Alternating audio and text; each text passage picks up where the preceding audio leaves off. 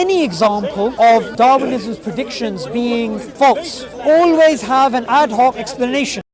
Can you demonstrate a prediction that proves Darwinism, as you call it, to be false? If a finding seems to go against the modern synthesis, it will be investigated further. If the findings are confirmed as a scientific fact, then the new theory will be devised, which will incorporate not just the new fact, but also the evidence that has already accumulated supporting the theory. We know no mother wants her children to be taken away. Really, Subboor? Have you never heard of parents giving up their children for adoption when they realise that it is in the best interests of the child? Sometimes adoptive parents are better at raising children than their natural parents. This does not mean, as you think, that evolution is false. Evolution works on a population level. Many more people would be better parents for their biological children than for their not biological children. But what the Darwinists do is they say this is an evolutionary byproduct. It's not a byproduct if it can be explained within the existing mechanism. If Darwinism gives a prediction that all of these things that we're speaking about in terms of the mother-child relationship, this is all in terms of genes and survival value and the selfish gene idea, why don't the parents know this? The fact that their love for their children is only because of genetics. I have an idea, Subboor. Why don't you try and explain to this bird why it's caring for its offspring? Perhaps you could also explain why the bird is expending energy to feed its offspring. Genetics plays a part in creating the instinct to care for your offspring. This applies even to humans, even though we feel we can mentally rationalize it. A creature doesn't need to understand itself or why it thinks a particular way. What you're basically saying is you're making claims which are unnatural. There are mothers who adopt children which are not related to them, which don't carry their genes, yet sometimes take care of them better than their biological children. We have cases like that. Now, anybody with common sense would say that falsifies Darwinism, but in your case, you'll say it's just an evolutionary byproduct. This does not falsify it. The genes are present to care for offspring. We have evolved empathy, especially towards the young. We show greater care to those who share greater genetic similarity to us, but that empathy extends beyond our immediate family. It is for this reason that we can show compassion towards people suffering on the opposite side of the world. Again, evolution works in a population level. A mother caring for someone else's child is good for the genes and for the community.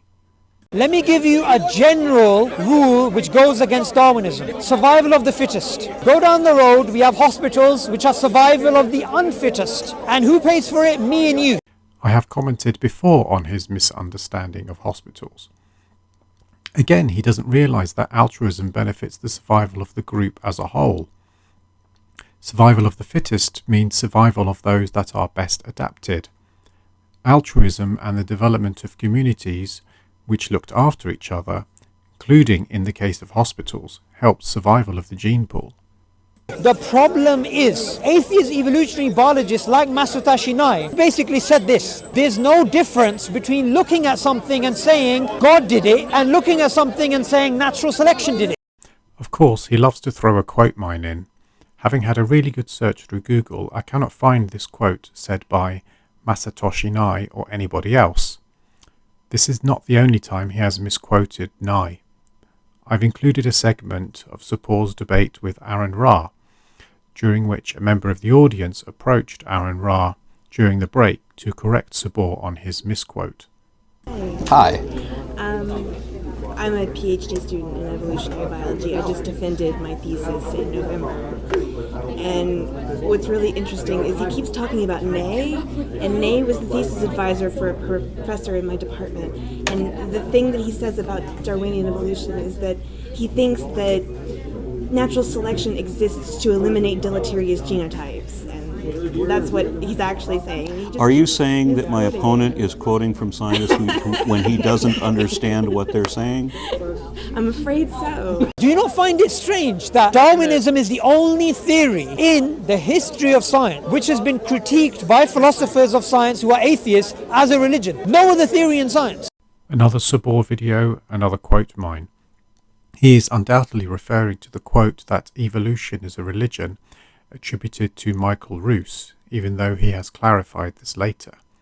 He is stating that the theory of evolution through natural selection can give you a world picture that some people, including him, find entirely satisfying. I will link this article in the description. Even if some people do treat evolution with a fervour that borders on religiosity, it doesn't detract in any way from its scientific merit.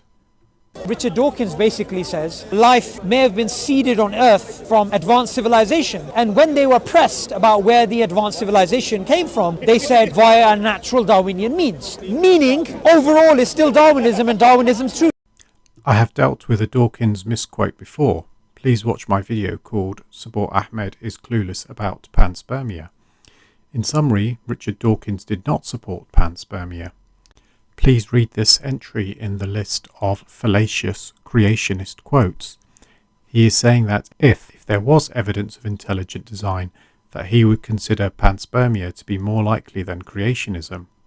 He later clarified this in a tweet. According to them, Darwinism is absolute. Nobody said it is absolute. It is as every other scientific theory. It's just there. It's just all prevailing. Even if there was aliens, they came via Darwinism. I hope you can now all realise just how embarrassingly clueless Subboor is. If I say general relativity works everywhere, but it doesn't work on a Sunday in Speaker's Corner in 2017 in May, you'd say, what's wrong with you? How are you making an exception? So when it comes to Darwinism, you can't say, well, it's generally correct in these things. It has to be correct overall.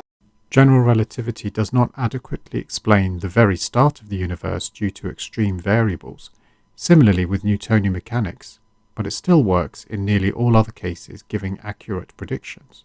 And the problem is, when it's shown to be not correct, there's always an ad hoc explanation. Can you show a genuine case of when it's not shown to be correct? Which is why people like David Stove, who's another atheist philosopher of science, he says, rather than blaming the theory, Darwinists blame the fact. They blame the observations. Again, I'm unable to verify this quote by David Stove.